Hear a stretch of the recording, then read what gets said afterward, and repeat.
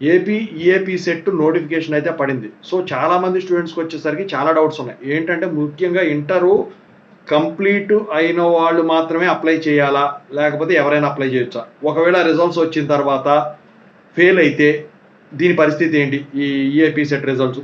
So దాని గురించి, ఈ నోటిఫికేషన్ గురించి మాట్లాడుకుందాం. ముందుగా అయితే ఇంతవరకు ఈ ఛానల్ సబ్స్క్రైబ్ చేసుకున్న వాళ్ళు సబ్స్క్రైబ్ చేసుకుని వీడియో లైక్ చేసి షేర్ చేయండి. మీకు ఏమైనా డౌట్స్ ఉంటే కాల్ మీ 4 యాప్స్ వచ్చేసరికి తెలుగు ఇంజనీరింగ్ ఎడ్యుకేషన్ టెలిగ్రామ్ గ్రూప్లో ఉందండి. ఆ గ్రూప్లో జాయిన్ అయ్యి ఖచ్చితంగా అయితే కాల్ చేయండి. ఇక టాపిక్లో వెళితే ఈఏపీ సెట్ నోటిఫికేషన్ విడుదల చేశారు. 15th March 2024 నుంచి ఆన్లైన్ మోడ్లో అప్లికేషన్ అయితే సబ్మిట్ చేసుకోవచ్చు. మీరు 24th April 2025 లాస్ట్ డేటు అది అప్లై చేసుకోవడానికి. అయితే ఫీజు వగేరా అవన్నీ అందులో ఉంటాయి, టెలిగ్రామ్ గ్రూప్లో కూడా షేర్ చేస్తాను.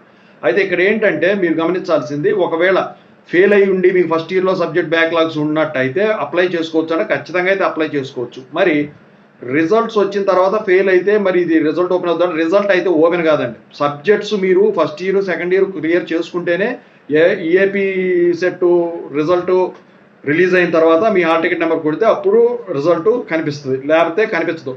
మరి ఏం చేయాలంటే కౌన్సిలింగ్ స్టార్ట్ అయిపోయే లోపు మీరు అడ్వాన్స్ అప్లై అనుకుంటే అందులో కనుక కవర్ చేసుకుంటే మీకు అప్పుడు రిజల్ట్ ఓపెన్ అవుతుంది, కౌన్సిలింగ్ అప్పుడు అటెండ్ అవ్వచ్చు. బ్యాక్లాగ్స్తో అయితే ఈఏపీ సెట్ కౌన్సిలింగ్ అటెండ్ అవ్వడం అనేది హైలీ ఇంపాసిబుల్. ఓకేనా? మీరు అప్లై చేస్తున్నారు లేదా కింద కామెంట్ సెక్షన్లో తెలియజేయండి. మీకు ఇంకా ఏ బ్రాంచ్ మంచిది ఏంటో కావాలన్నా కూడా ఒక వీడియో చేయమంటే చేస్తాను. Thank you so much.